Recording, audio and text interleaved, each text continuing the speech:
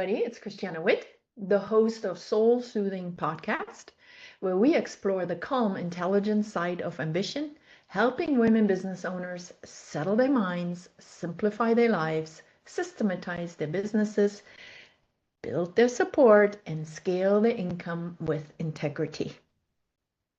And this episode is brought to you by us, Soul Soothing Co., where we, as you heard, help women founders build AI-enhanced systems and self-managing teams so you can experience more spaciousness, flow, and creative freedom. Just as an example, we have helped our client Lindley go from working 16 hours a day, 7 days a week, to embracing systems. Yes, it was a bit hard at first, AI and structure, and she was able to multiply her income, create time to enjoy her hobbies, and reconnect to her deeper self. So if you are tired, and this goes right to our guest for today, of being a woman entrepreneur who's built a business that works, but then feels like the business is running her, you can visit us and later also our guest Kathy at soulsoothingco.com to book a quick chat or email us at hello@soulsoothing.com. Okay. Hello, Kathy. Hello. Kathy Taylor is our guest, and she utilizes a blend of neuroscience and somatic practices to help women who are tired of overthinking and constantly striving. They want to thrive, but they strive, right, Kathy? Yes. To a point of calm, confidence, and clarity for sustainable success. I could not subscribe any more to this.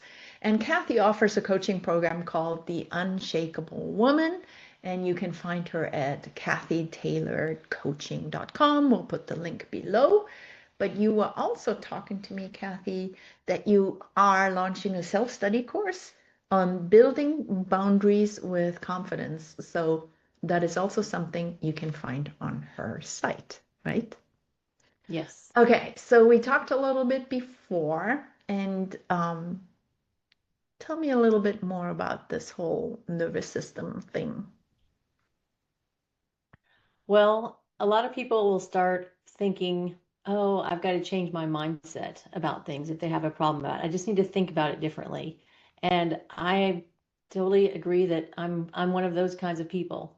However, when I realize that our mind is actually has part, our brain is part of that, when we can connect with our nervous system and figure out how it works and speak its language, we can make changes that we don't necessarily then have to think about. We just become more regulated and we become more of who we are. We don't build from this fight or flight and respond in that way and then have things happen. If we can come from this regulated place, which doesn't necessarily always mean calm, by the way, but a regulated place, then we can build something that aligns with our values, with clarity, and with some purpose, so that we don't feel like we're getting jerked over here or yanked over there, sort of out of ourselves.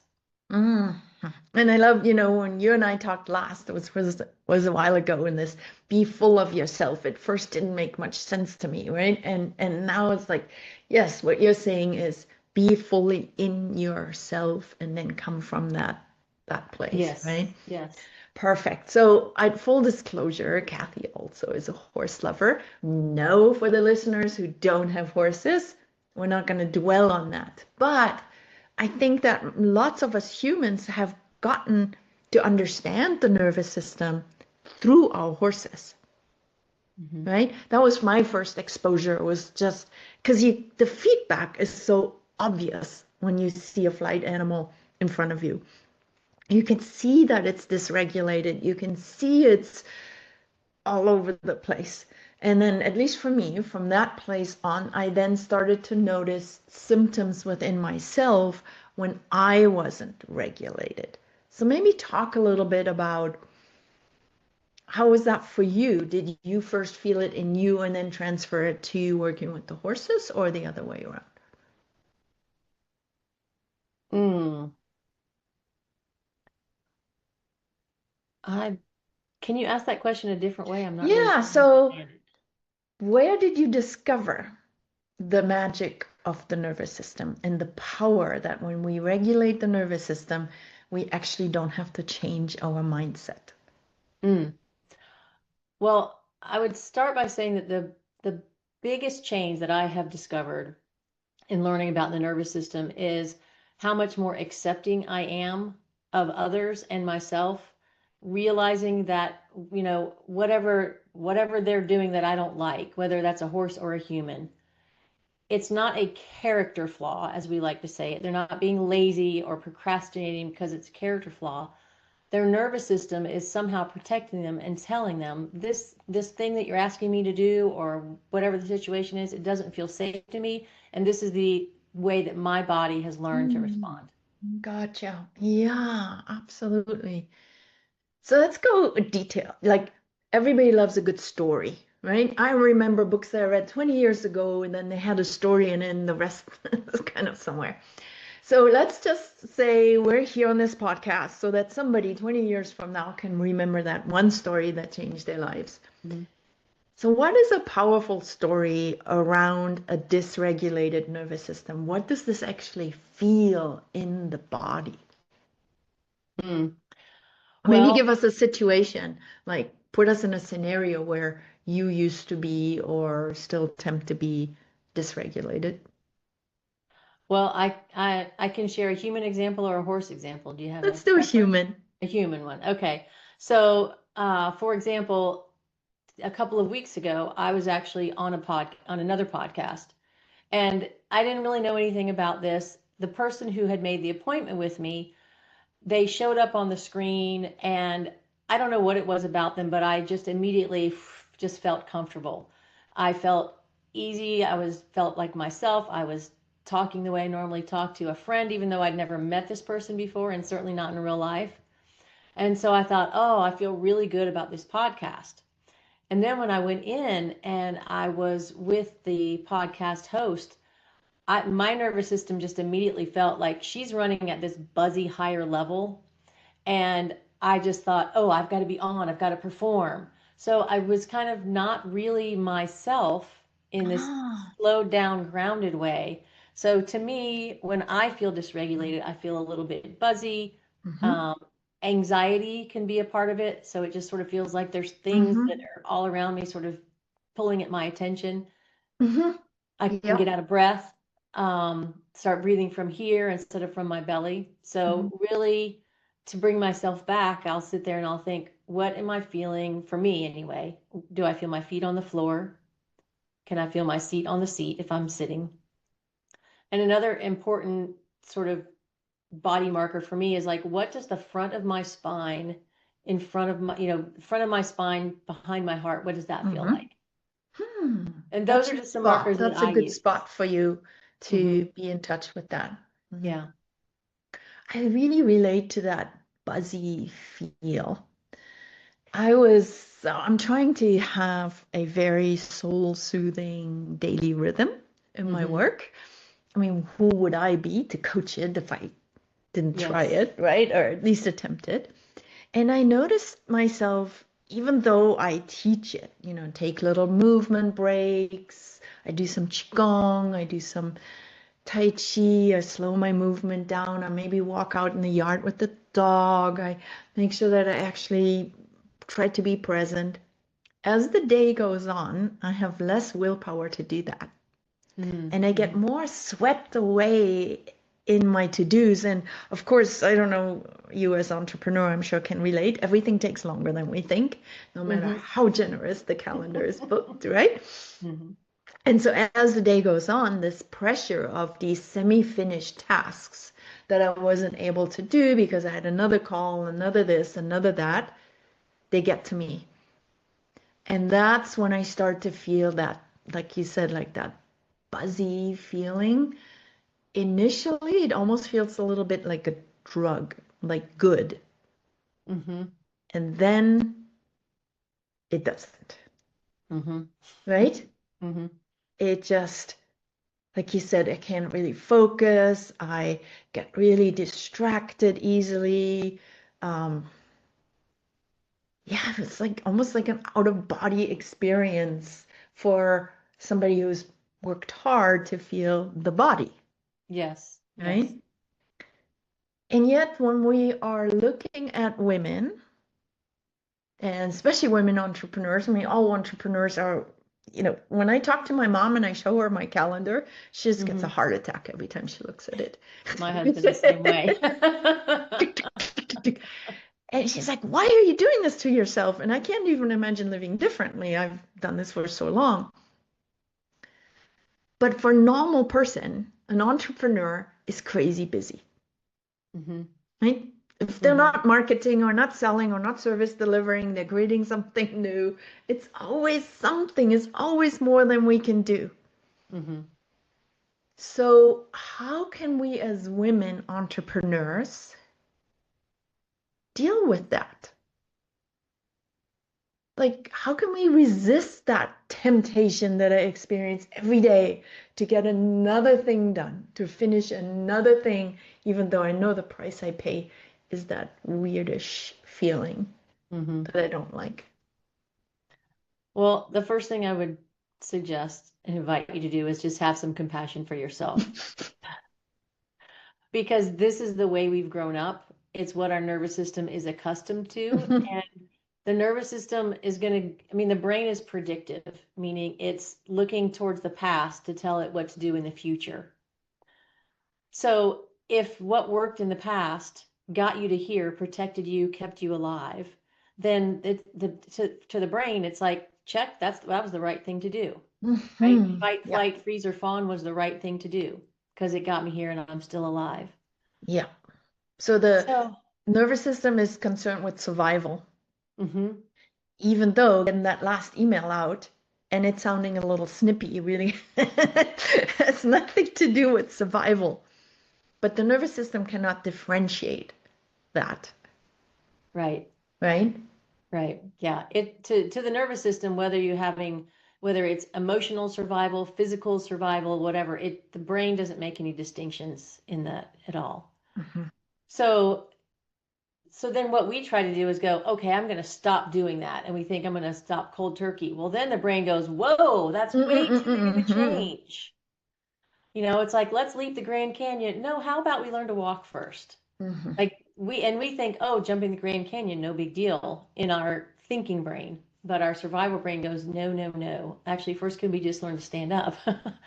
Take make so going in the minimum effective dose, Mhm. just taking it literally in baby steps and living there for a while. And so allowing it to sort of feel a little bit of resistance and Mhm. staying there with it enough that you can stay there and then go back to sort of the center of safety. So that you're just taking these little incremental steps out and then back and out and back. So the whole 2 steps forward, 1 step back is actually the way to make progress. Mhm. And we just are so accustomed to push, push, push, go, go, go. We've got to do every last thing. Yeah, yeah. And we had so my partners are in one in their 40s, one in their 20s, and then there's me. So one would think that across the generations things have changed, but they haven't. When we have a conversation, it's all the same thing. Mm, It's worthiness is attached to being useful and busy and helpful, right? hmm. Doesn't matter what generation. So there's not only our nervous system is accustomed to it, but our culture too. Hmm. So no wonder it's so hard to do. Right. We're just alone in this attempt to swim against an ever faster moving stream and say, no, I am not doing this anymore. Hmm. Right? So you're, and when you were talking about this gradual progress, I mean, it all has to do with the myelination in the brain, right? The synapses go so fast to doing more, do this, what about this, that to just, we have to carve out a new path, a new Hmm. normal, which just, for me personally, I really like these movement practices like Tai Chi and Qigong because they're so slow. Hmm. So the I let the body tell me. I think it's a bottom up strategy, right? Hmm. The body then says, "Oh, look, this is now required because you're in Qigong, Mm-hmm. right? So it's normalizing the slow movement. And then I can gradually translate it to maybe lifting my cup of tea up a little slower, or walking down the stairs a little slower, or pet the dog a little slower until Mm-hmm. that starts to feel normal, Mm-hmm. right? Yeah. And then, really, as an entrepreneur, it's also a huge risk because everybody we hear about being successful, it's all about hustle. Mm-hmm. I read a LinkedIn post a while ago. It's like this guy, a young guy, 20 something, is saying, I've never seen anybody who has a successful business that doesn't know how to hustle. Mm-hmm. We see this Yeah. message and we're like, what am I doing on the couch? Or even giving myself permission to walk down the steps a little slower. Yeah. I'm going to fail. Yeah. Yeah, I hear that all the time. And it's in my body as well, right? Got to keep going, got to keep going. And so it's a constant practice for me to literally, I mean, learning how to rest is something that we are not taught. We just, because what we do when we say we're resting is we actually collapse. Correct. So we're not actually resourcing ourselves again. We're just kind of getting back to baseline and then we go and deplete ourselves again. And then we wonder why we're burned out. So I love that you brought in the movement practices because one of the things that one of the ways that I work is in this somatic movement. Mm-hmm. It's not qigong, but it is qigong-ish, I guess. People I mean, like people would see me doing it and say I'm doing qigong, and it's not that at all. But it is bottom up as far as you're moving in space, your body, but you're also noticing what is your experience as you're doing that. And if you just think about, for an example, the different experience that your body is having, if you're sitting in a seat and you're sort of slouched down, collapse, like, oh yeah, whatever, hand on your chin on your hand, whatever, hand chin on your hand, versus if you're sitting up big and straight and tall and you sort of don't not necessarily put your shoulders back, but just sort of lift your chest and open it up again. What's the different experience that you are having in both of those positions? And so we'll use your different postures Mm-hmm. and noticing what is the internal posture and the external posture and how are they connected to help you notice, I realize now that when I'm doing so much, I actually, the sense that I have in my body is that I'm leaning forward and my arms are really long so that whatever I'm carrying out there, like it's like a lever. You just have to, it tips you over. And what happens when you tip over? You just go down on the ground and you can't go forward. And doesn't that seem like how we feel a lot? Like we're just sort of almost digging downward into the ground, against the ground in order to move forward. Whereas it would be so much more helpful, I think, if we were to just embody, and this is the embodiment part, right? To embody this lifting up of ourselves and carrying ourselves forward, maybe bringing our arms in. So we're not trying to do all the things, but we do the things that we can carry at the moment. Then we build stronger muscles. You think about it even from a physical standpoint. If you're going Mm-hmm. to build a muscle, you've got to. It's hard to. You can carry more weight when it's close to you than when it's far away. Mm-hmm. Mm-hmm. So bring that. I'm going to call it a tray of duties and responsibilities. Bring it closer to you and see how that feels. Because I'm thinking that might not feel very comfortable to your body. You might have this sort of go away um, in your body. And so that sort of becomes this push pull of like, well, we've got a little conflict of our values in there, maybe. Mm-hmm. Mm-hmm. Yeah. Yeah, yeah, we got that interesting conversation. I got this conversation between the part of me that just wants freedom. It's like a Hmm. childlike part, wants Yeah. to play, wants to enjoy life. And then there's this part, no, gotta do this, gotta do Hmm. that, gotta get this done, right? And Yes. so finding that harmony, what I noticed, and this actually goes back to the horses. Somebody asked, one of the trainers I really like, he was asked if a horse really trusts us unconditionally. Mm. And he said, they trust us as long as we're trustworthy. Mm. And I thought to myself, that's really what this is.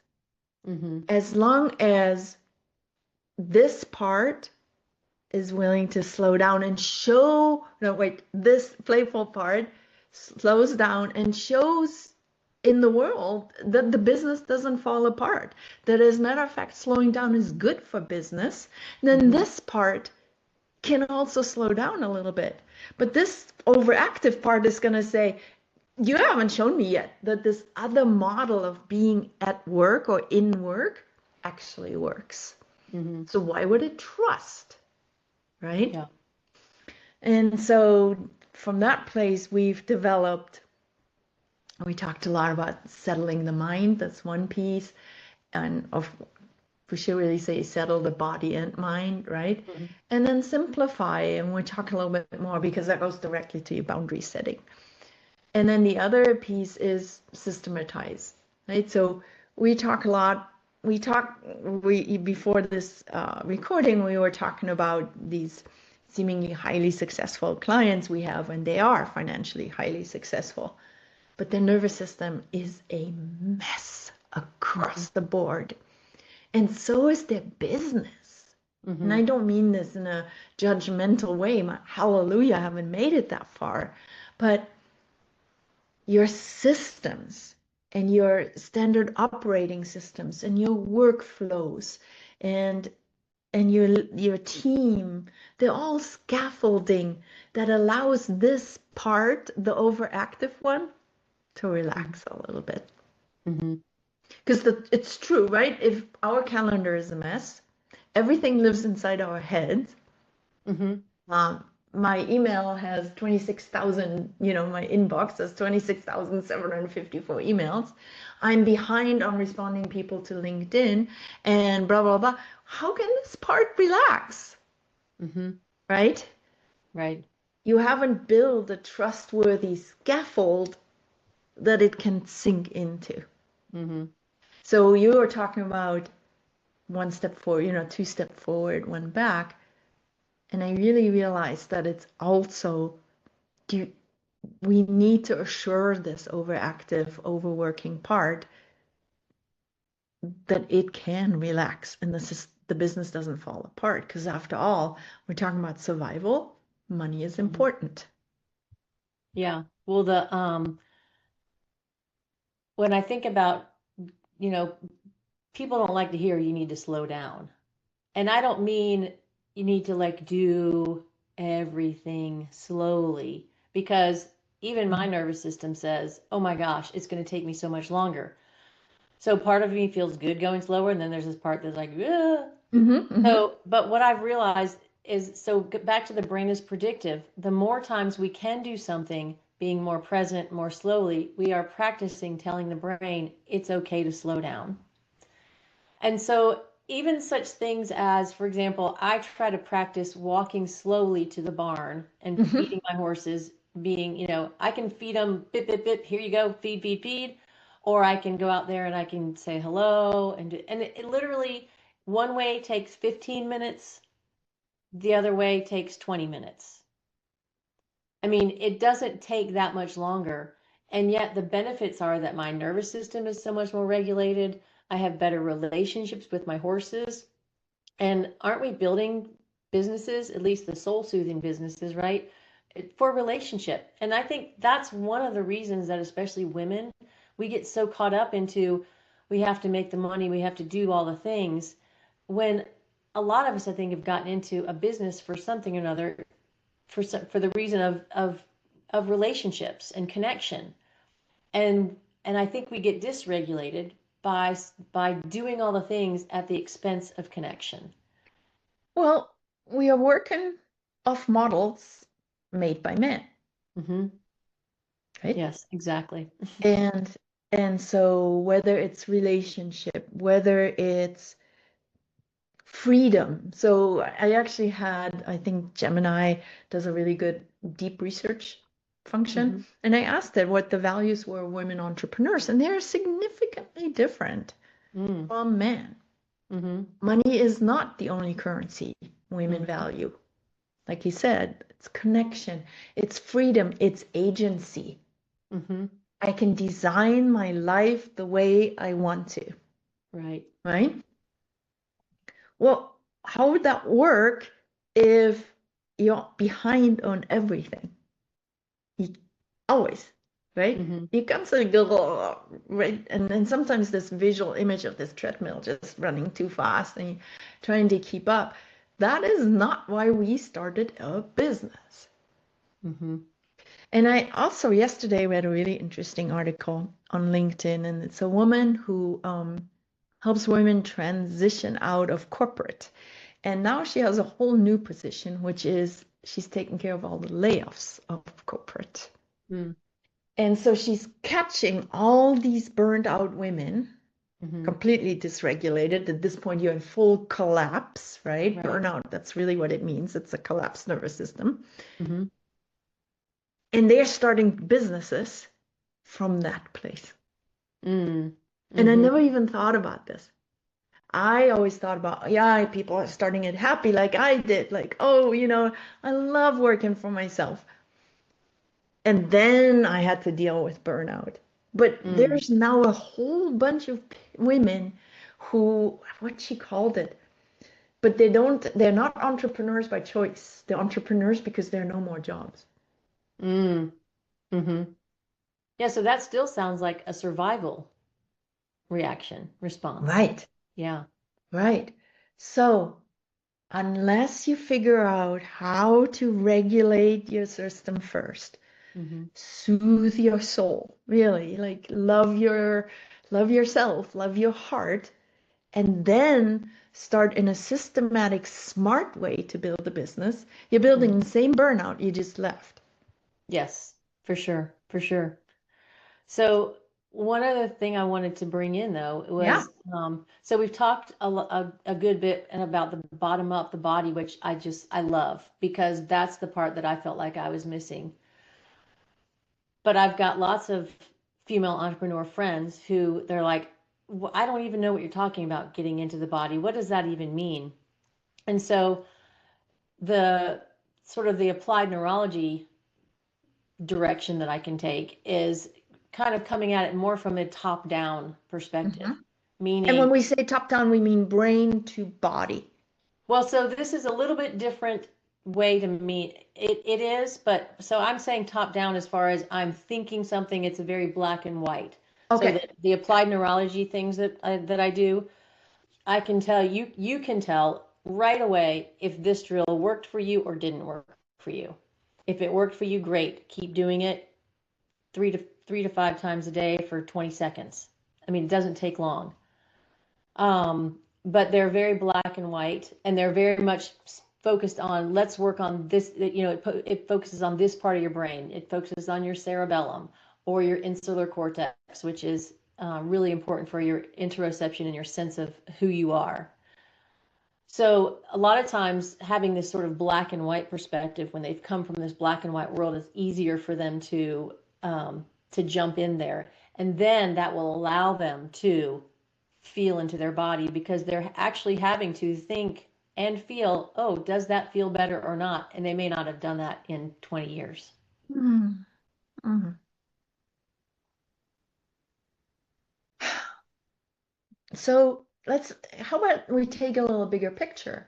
Let's Okay. just play really like paint a really beautiful picture. And when we say 1 million women are either let go or choose to leave corporate, and they are building a business from this very regulated place where they know themselves, they're in touch with themselves, and with the tools that we or other people give them, they can actually build a business that thrives.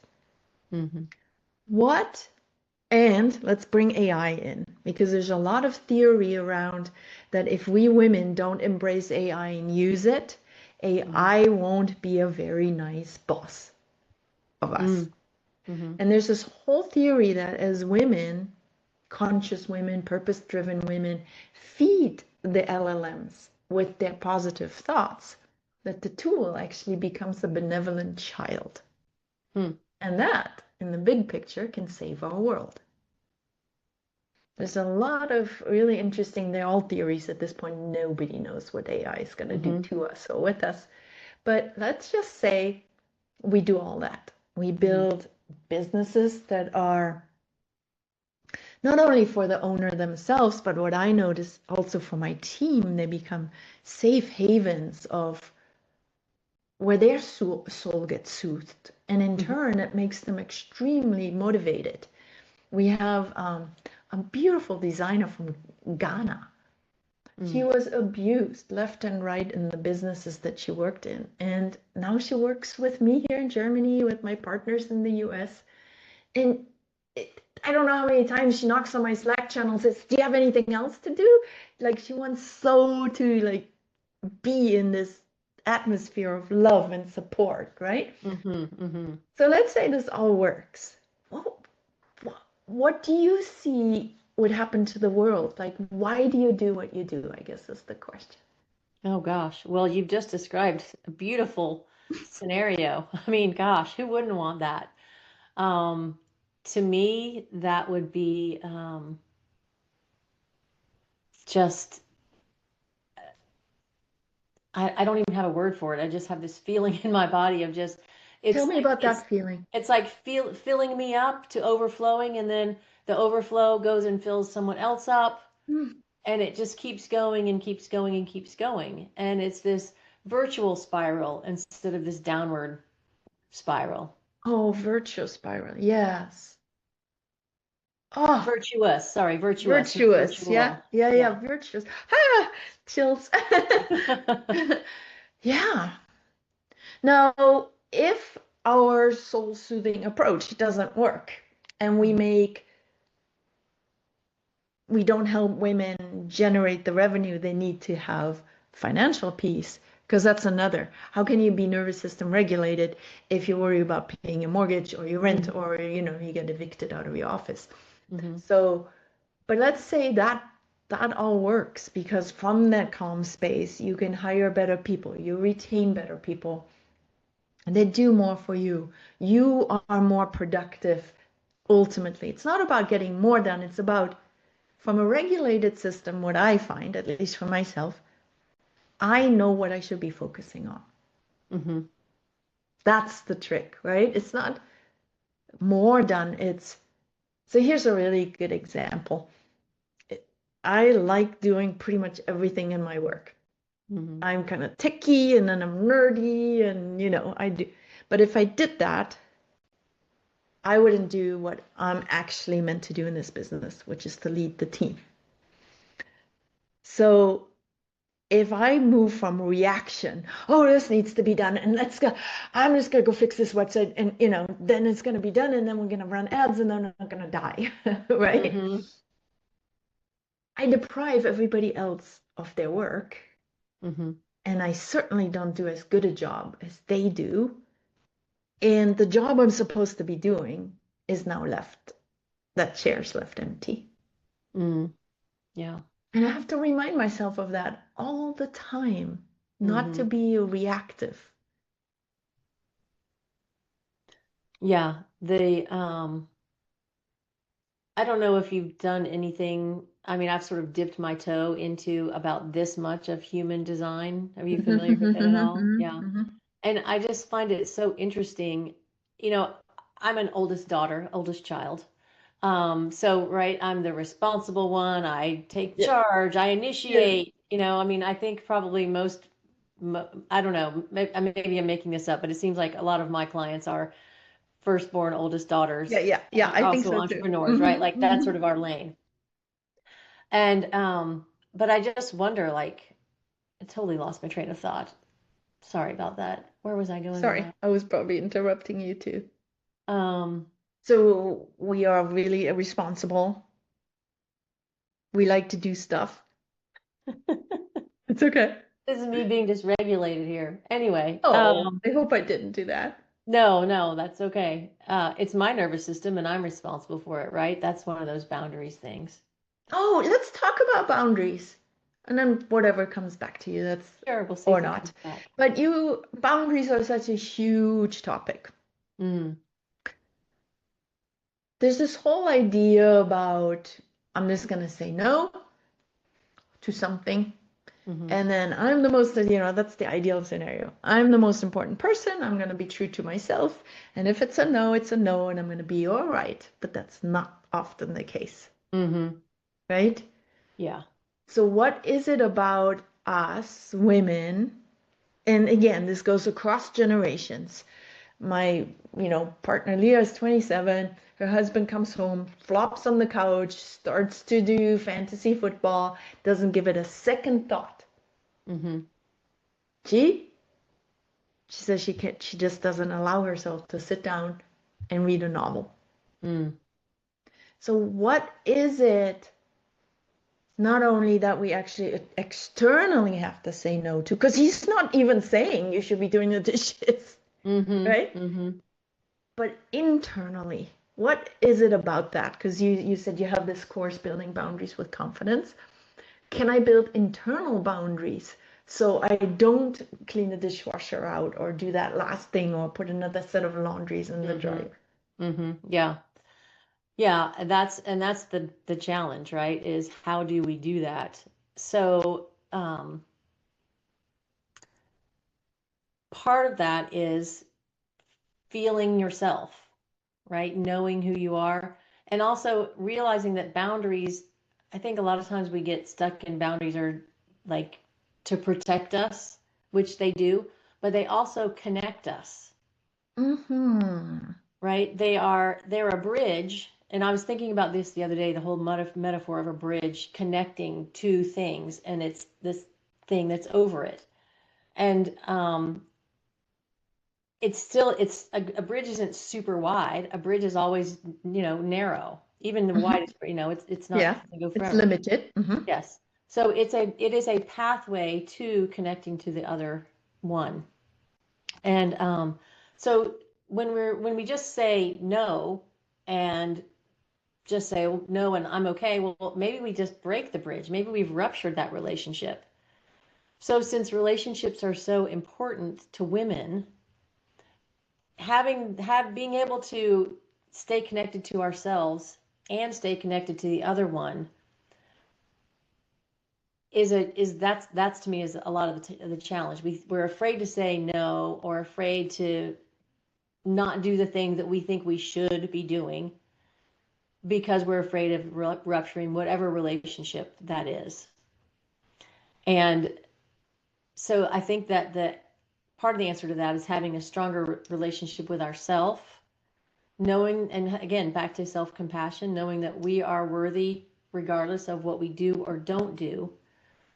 And then making sure that, it's that Gabor Mate says the sort of this tension between being your authentic self and belonging. Mm-hmm. And so how can we do both at the same time? And again, that's something to me that is, you can sort of know it in your head, but you know it when it gets in your body. Right. And again, back to the horses, that's another way that it's so easy to find out, like even just through making a request. I can ask for a horse or a person. I can invite a horse into my space, or I can invite a person, or I can invite a client, someone to become a client. And the way that I do that, am I saying, here's my offer, go, let me do it, all the sales and pitch it and be all hypey. Or I can just say, hey, I made this for you. Would you like to accept it? And then allow that bridge, allow it to go across the bridge, and be okay with me even if they say no. And even if we're not okay, that's the funny, like Mm, sometimes I do that and I feel it in my entire body. Like my yeah. legs are shaking. I get, from my childhood, got this habit of like my legs shake when I get scared and they Mm-hmm. shake and I Mm-hmm. notice it. Yeah. But I just know it's my body knows, my body remembers, but that I'm actually not in danger. It's just my body's old memory, you know? Yes. Yeah. Yeah. Well, And I think in that case, the fact that you're not, to me, going back to the brain, the brain is, your survival brain is going, but it's scary, but you are regulated enough that your thinking brain part is saying, but it's actually not dangerous, just like you said. Hmm. Yeah. Yeah, I'm not so enmeshed with the reaction of my body that I can't take a step back and say, well, is there really a survival issue here because Right. I set a boundary with my partner, my husband, whatever. Yeah. But I do know, I mean, even talking about it now, my body is actually showing me signals. Yeah. I So can it's feel my old shoulders and it really. won't go away, Uh-huh. you No. know? It just, it's there. It's like I always joke with my husband, we have a door that's a little hard, house door, a little hard to close. So he might just go to the gym and slams the door, and my entire body reacts because that's what my Mm-hmm. dad did before he got angry. Mm. And you have Yeah. to just know, like, aha, okay, I feel it. Yeah. It's okay.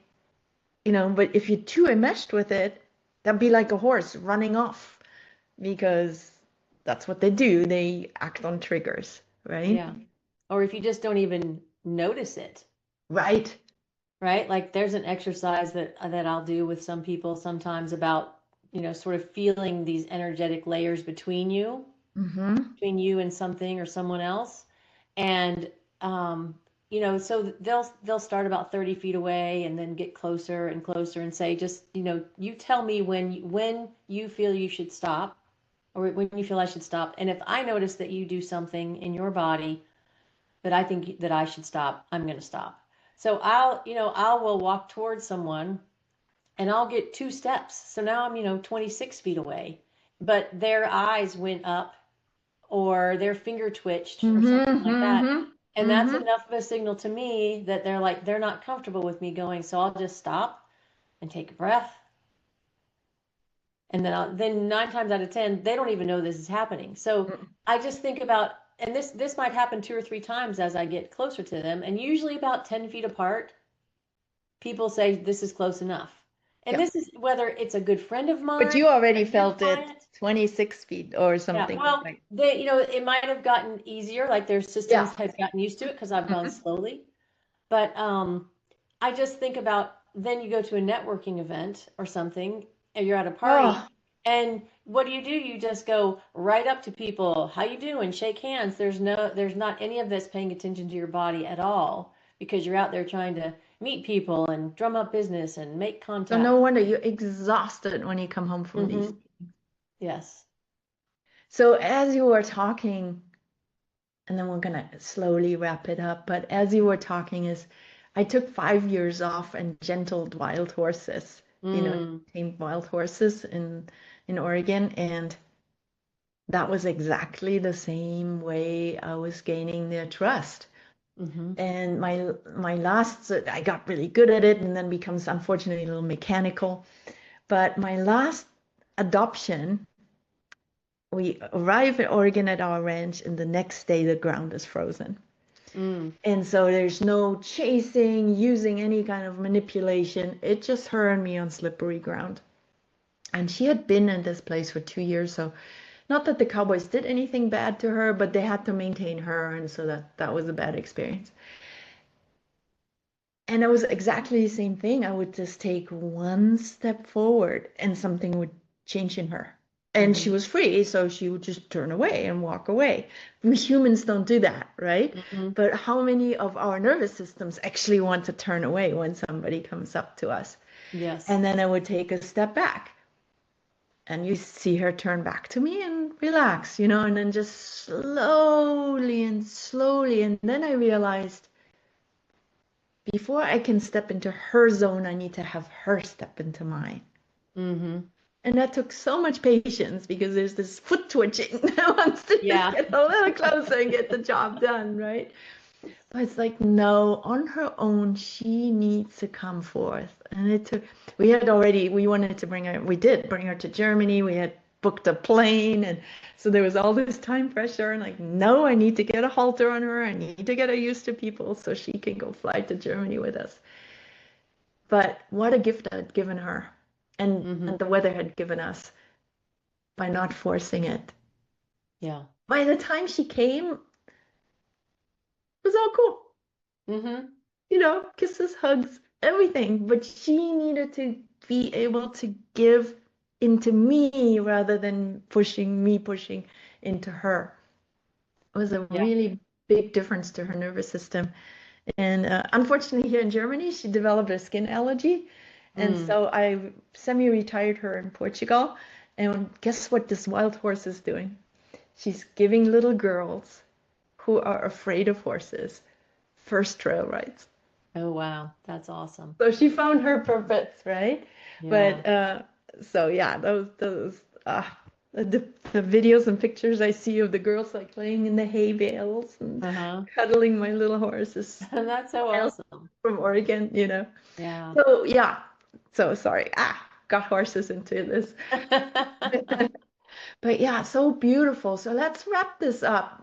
I mean, this is a podcast not just about the nervous system, but I think that people, when they hear us talk, I hope that women realize that that type of work, this work, is the foundation for any sustainable success.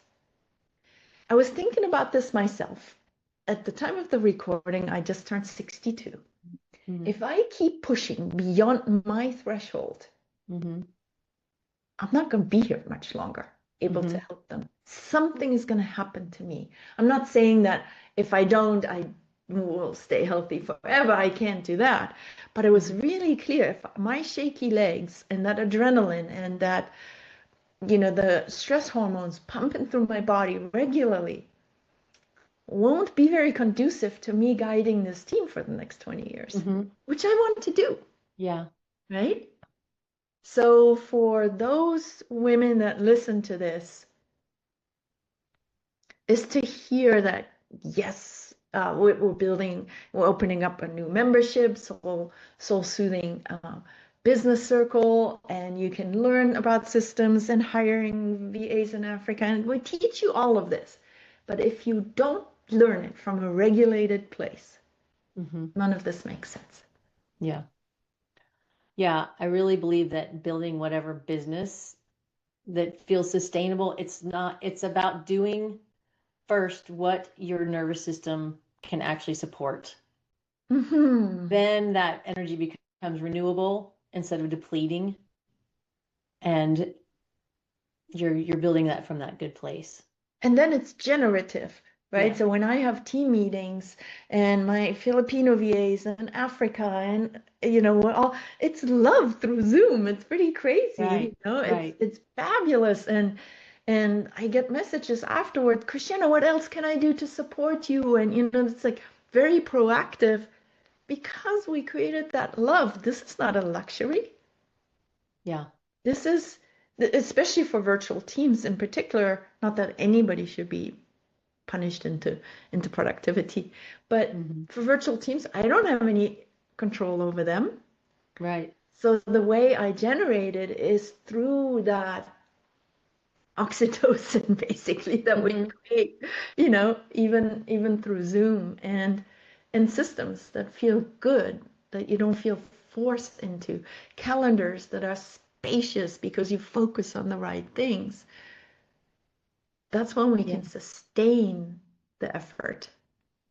Yeah. It's funny you mentioned oxytocin because I feel like in the last, I don't know, couple of weeks, there was an article or maybe it was a book or something about how we've been so focused on dopamine in our Mm-mm. culture the last Mm-hmm. however many years that actually oxytocin, which is, much more our hormone, women's, Right. not that men don't have it, but um, that's the, the relationship kind of hormone, if you will, that's what's going to become more important as we get into this age of AI. AI cannot create oxytocin. Right, right. That in a great manner that no matter how much AI, computer tech we have, we still need, our systems need human connection. This is why we decided to build this very low priced circle because we really felt like women should circle around, Hmm. and we're three horse women, so we know about herds Yeah. and the safety that is felt in a herd and how unsafe a horse feels when they're not in a herd. And that Yes. we're exactly the same way, right? Isolated in this more scary world with AI and tech and bombardment of social media messages, etc., it feels really scary. At least it does to me. So, Yeah. yeah, beautiful, beautiful. So let's go finish it up with one final question. Okay. You got about 30-ish seconds. It doesn't matter if you go over time, but just think Okay. about, let's pretend you're at an award banquet like the Oscars or the Emmys, and you're awarded a Lifetime Achievement Award for everything you've done up to this point. What would you share with those in the audience? Or what would you wanted, like, what would you wish that somebody would have shared with you? Mm.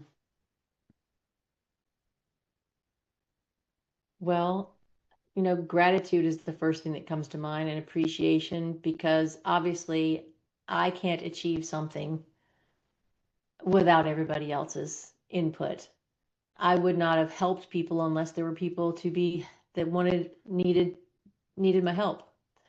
Um, and so I guess that would be my primary thing, is just to thank everybody else, because I will have learned so much from each one of them, and then hopefully have poured out that to someone else so that they can go and do it again, so it becomes that generative, virtuous circle. Mm, And yeah, love that that's what I would virtuous hope for. circle piece, Yeah. Kathy. This is good stuff. Oh, that's just like, And in a world that, when AI first came out and I saw some of these predictions, that was probably the first time in my life that I started to feel pretty hopeless. Mm. Kind of happy to be my age and be done with it. Mm-hmm. Like, Mm-hmm. Mm-hmm. like I didn't want to see what would come, but the idea that together we can build a virtuous circle, that gives me hope again. Mm-hmm. It's Yeah. beautiful. Thank you for leaving me with this. So, to wrap up, amazing. We talked about so many different things, and obviously everybody felt the strength of Kathy to go and soothe your nervous system. So it is kathytaylorcoaching.com. And oh, Kathy or Catherine? I can't remember now. Kathy, right? Kathy with a K. Perfect. And a Y. Mm-hmm. And we'll put the link below, and that you have a course that starts on, I really love this, building boundaries with confidence. And then you have your coaching program, The Unshakable Woman, which I think after all what we talked today about just totally makes sense. I love this. Thank you. Thank you. Love this. I love this idea of this woman sitting in the middle of the fire Mm-hmm. and being unshakable. We need more women like that. Yeah. Thank you. Thank you So so much. beautiful.